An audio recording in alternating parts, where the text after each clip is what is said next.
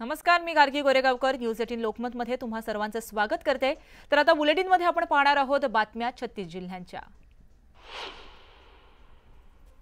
गेले 3 दिवस मुंबईत महिला पोलीस भरती प्रक्रिया सुरू आहे। एकूण 1257 जागांसाठी ही भरती होत असून राज्याच्या कानाकोपऱ्यातून मोठ्या प्रमाणात तरुणी भरतीसाठी दाखल झाल्या आहेत। पण इथे त्यांच्यासाठी काहीच सुविधा न केल्याने तरुणी आणि त्यांचे पालकांना मोठ्या प्रमाणात हाल सहन करावे लागतात। बांगलादेशमध्ये सुरू असलेल्या हिंसाचाराचा नाशिकच्या कांद्याला फटका बसलाय। नाशिकमधून भारत बांगलादेश सीमेवरती गेलेले कांद्याचे 70 ते 80 ट्रक अडकल्याची माहिती समोर येते। सीमा सुरू होण्यास अजून 5 ते 6 दिवस लागणार असल्याची शक्यता असून ही सीमा खुली करून दळणवळण सुरळीत होण्याची मागणी राजू शेट्टींनी केली आहे। ठाण्यातील मुंब्रामध्ये धक्कादायक घटना घडली आहे। 3 वर्षाच्या चिमुकलीवरती 5व्या मजल्यावरून कुत्रा पडल्याने तिचा मृत्यू झालाय। या घटनेचं सीसीटीव्ही फुटेजही आता समोर आलंय। या घटनेतील कुत्रा देखील गंभीर जखमी झाला असून त्याला प्राणी रुग्णालयामध्ये नेण्यात आलंय। पुणे महानगरपालिकेचा टेम्पो अचानक चालकाविनाच रिव्हर्स गिअरमध्ये धावू लागल्याची घटना समोर आली आहे। हडपसरमध्ये ही घटना घडल्याचं कळतंय। ट्रकमध्ये चालक नसतानाही हा ट्रक धावत होता, मात्र नागरिकांच्या सतर्कतेमुळे मोठी दुर्घटना टळली आहे। पुण्यातील वरसगाव धरणाच्या भिंतीवरती महाकाय मगर आढळल्यामुळे खळबळ उडाली। वन विभागाचे अधिकारी आणि कर्मचाऱ्यांनी तातडीने धाव घेत या मगरीला ताब्यात घेतलंय। रात्रीच्या अंधारातही मोठ्या प्रयत्नांनी या मगरीला पकडण्यात यश आलंय। मुंबईतल्या दादर रेल्वे स्टेशनमध्ये सोमवारी मध्यरात्री मृतदेह असलेली एक सुटकेस आढळून आली होती। या प्रकरणी जय चावडा यासह 2 आरोपींना अटक करण्यात आली आहे। जय चावडा ही सुटकेस घेऊन जातानाचं सीसीटीव्ही फुटेज आता समोर आलंय। जोरदार पावसानंतर मालेगावातील हरणबारी धरण ओव्हरफ्लो झालंय। धरणातून विसर्ग सुरू झाल्यानं मोसम नदी दुथडी भरून वाहतीये, तर नदीकाठच्या गावांना सतर्कतेचा इशारा देण्यात आला आहे। पिंपरी चिंचवड शहरातील रस्त्यांची मुसळधार पावसामुळे चाळण झाली आहे। जागोजागी खड्डे पडल्यानं नागरिकांना मार्ग काढताना कसरत करावी लागतेय। त्यामुळे पालिका आयुक्तांनी येत्या 4 दिवसात सर्व रस्ते खड्डेमुक्त करावे असे आदेश देण्यात आले।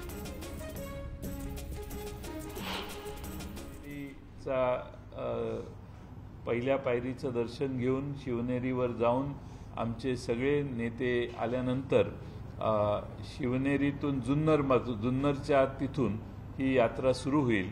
या यात्रेचा मी आपल्याला माहिती देईन, पण त्याआधी या यात्रेचा एक लोगो आम्ही तयार केलेला आहे। या संबंधात तो आपल्याला सादर करण्याचं काम या ठिकाणी केलं जाईल।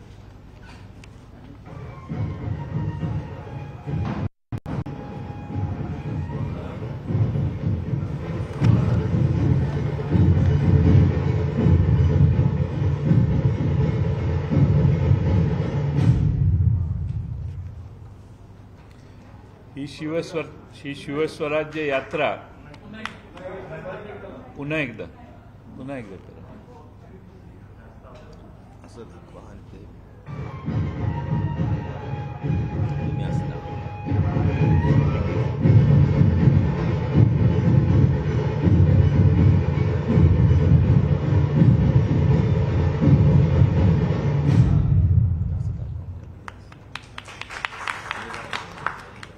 शिवस्वराज्य यात्रा लढा महाराष्ट्राच्या स्वाभिमानाचा ही भूमिका घेऊन आम्ही महाराष्ट्राच्या जनतेपर्यंत जाणार आहोत आणि महाराष्ट्राचा स्वाभिमान टिकवण्यासाठी महाराष्ट्रातलं हे लाचार सरकार, दिल्ली पुढं 10 वेळा वाकणारं सरकार दूर करण्यासाठी महाराष्ट्रातल्या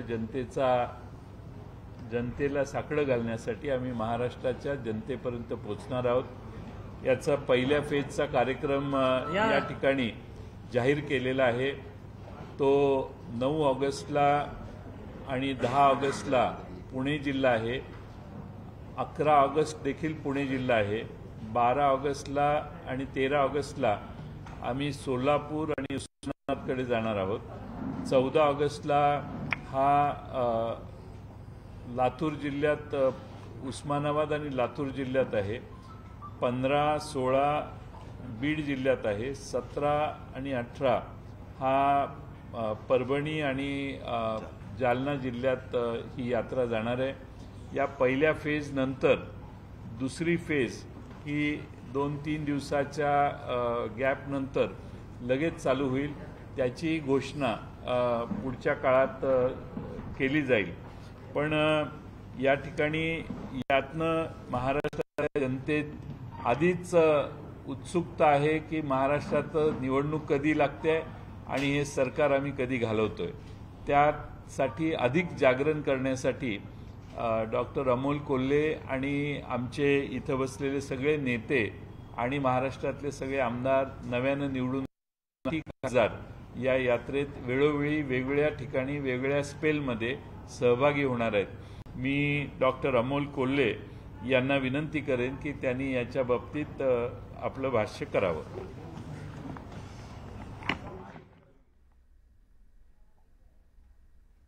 यानंतर पाहूयात उर्वरित बातम्यांचा सुपरफास्ट आढावा. मध्य रेल्वेच्या भुसावळ विभागातील जलंब शेगाव या दरम्यान आवश्यक कामासाठी रेल्वे प्रशासनानं 8 ऑगस्टला ब्लॉक घेतलाय. यामुळे भुसावळ वर्धा मेमू वडनेरा नाशिक विशेष या 2 गाड्यांच्या अप आणि डाऊन फेरी होणार नाहीये. याशिवाय 4 गाड्या या विविध स्थानकांवर अर्धा ते 1.5 तास थांबवल्या जाणार आहेत. कल्याण ग्रामीण मतदारसंघातील पलावा उड्डाणपूल मेगा ब्लॉक मिळत नसल्यामुळे रखडलाय. या पुलाची मनसे आमदार राजू पाटील यांनी पाहणी केली आहे. याबाबत मुख्यमंत्री एकनाथ शिंदे यांच्याशी बोलणं झालं असून मुख्यमंत्र्यांनी रेल्वेच्या DRMला फोन करत मेगा ब्लॉक बाबत सूचना केल्याचं त्यांनी सांगितलंय. मनमाड मालेगावसह नाशिक जिल्ह्यातील बहुतांश बाजार समिती आणि किरकोळ बाजारामध्ये टोमॅटोच्या भावात पुन्हा वाढ झाली आहे. टोमॅटोला बाजार समितीमध्ये 25 ते 30 रुपये तर किरकोळ बाजारामध्ये 35 ते 40 रुपये प्रति किलो भाव मिळतोय. राज्यात अनेक ठिकाणी झालेल्या अतिवृष्टीचा फटका इतर पिकांसोबत टोमॅटोला देखील बसलाय.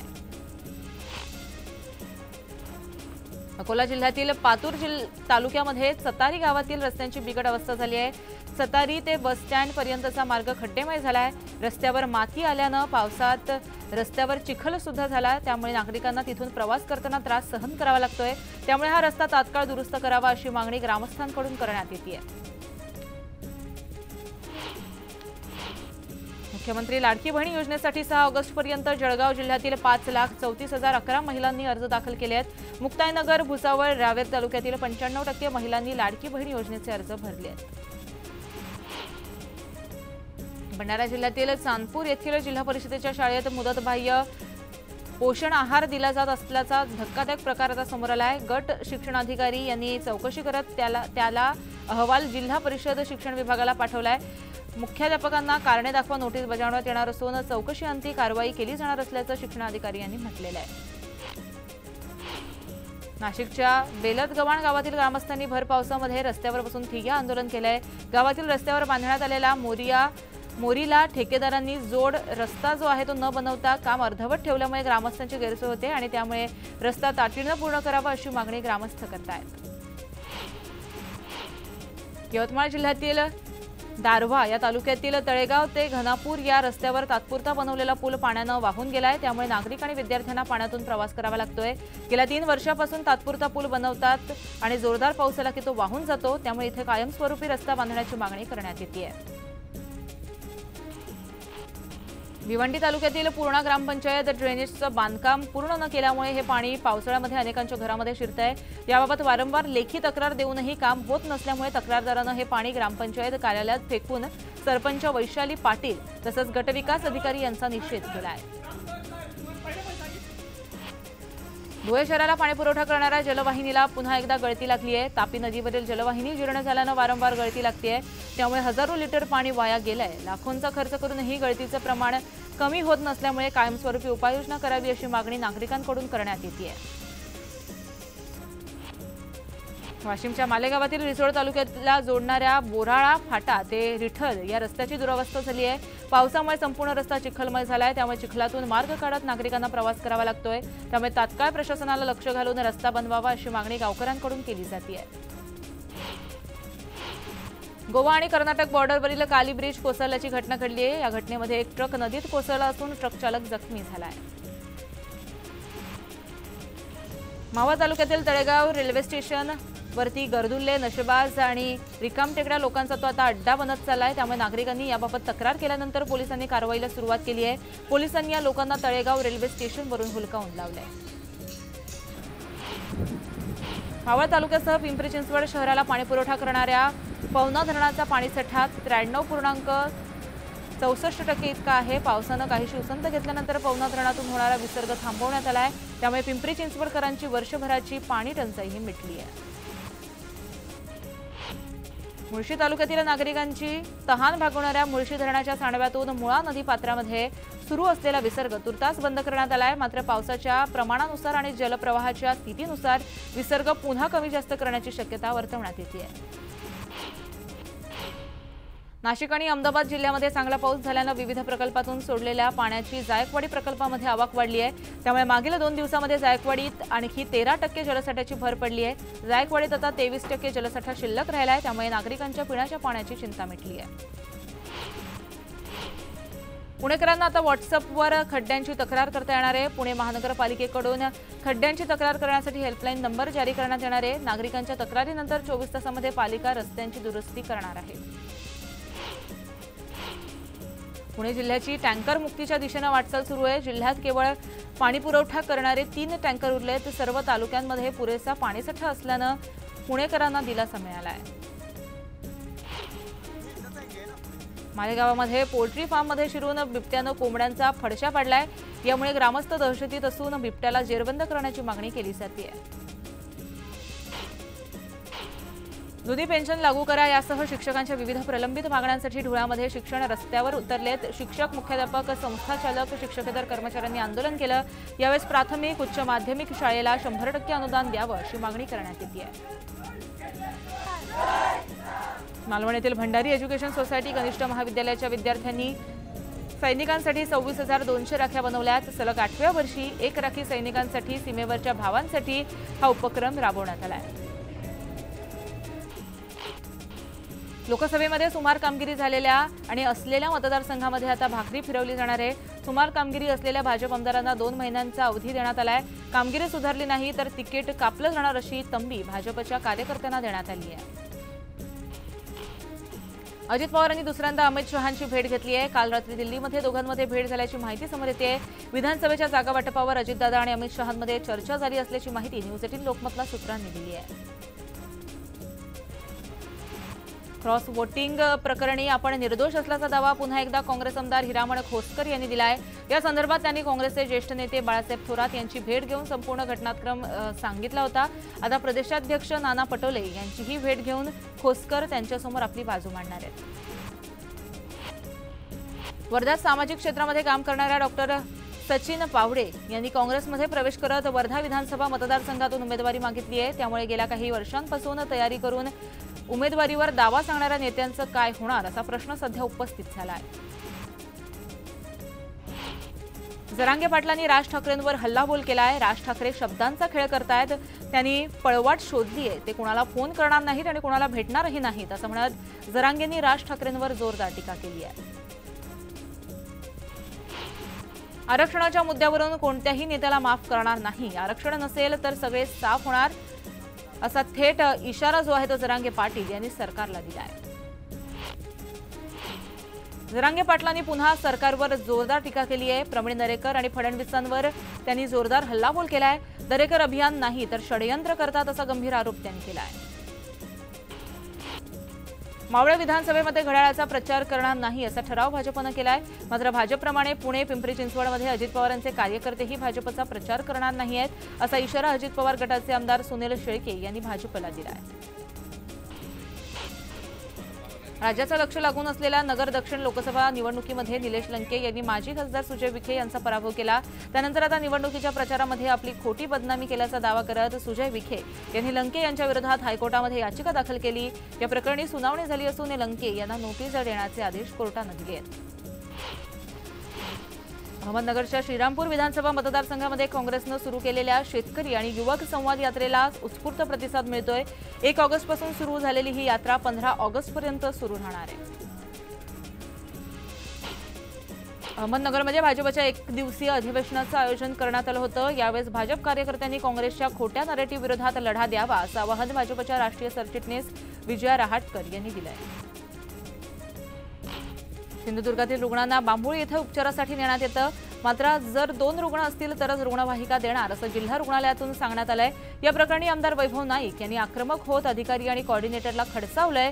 रुग्णांना सुविधा मिळत नसेल तर ती बंद करा, आम्ही रुग्णांना रुग्णवाहिका देतो असं वक्तव्य वैभव नाईक यांनी केलंय। मित्राचा वाढदिवस साजरा करून दुचाकीनं परतणाऱ्या 21 वर्षीय तरुणाचा टेम्पोच्या धडकेत मृत्यू झालाय। आकाश मरस कोल्हे असं या तरुणाचं नाव आहे। त्याच्याशिवाय आणखी 2 जण या अपघातामध्ये गंभीर जखमी झाली आहेत। राज्य उत्पादन शुल्काच्या कोकण विभागानं मोठी कारवाई करत हातभट्टीची दारू नष्ट केली आहे। अंजूर, असीमघर, देसाई गाव आणि ठाणे इथं जीव धोक्यात घालून बोटीनं तिवरांमध्ये जाऊन ही कारवाई करण्यात आली। या कारवाईमध्ये तब्बल 62,400 लिटर हातभट्टीची दारू नष्ट करण्यात आली आहे। सांगलीतील कॉलेजमध्ये शिकणाऱ्या तरुणीवरती हल्ला झालाय। घरगुती वादातून तिच्या पतीनंच हल्ला केल्याची धक्कादायक घटना समोर आली आहे। या हल्ल्यामध्ये तरुणीच्या हाताला गंभीर दुखापत झाली आहे, मात्र अद्यापही पोलिसात गुन्हा दाखल केलेला नाहीये। 2 दिवसांपूर्वी नाशिकच्या रामकुंडावरून पुरात वाहून गेलेल्या पर्यटकाचा मृतदेह अखेर सापडलाय। नाशिक रोड एकलहरे या परिसरामध्ये गोदावरीच्या पात्रामध्ये पानवेलींमध्ये हा मृतदेह अडकला होता। शिर्डीत कोयत्याचा धाक दाखवत हॉटेल कर्मचाऱ्यांची लूट करण्यात आली आहे। ही घटना सीसीटीव्हीत दिसून येत असून या प्रकरणी 3 अज्ञात व्यक्तींविरोधात गुन्हा दाखल करण्यात आला आहे। उल्हासनगरच्या हिराघाट पेट्रोल पंपवर हिट अँड रनचा प्रकार समोर आलाय। कट मारल्याच्या रागातून कार चालकानं दुचाकीस्वाराला धडक दिली आणि त्याला कारखाली चिरडण्याचा प्रयत्न केला।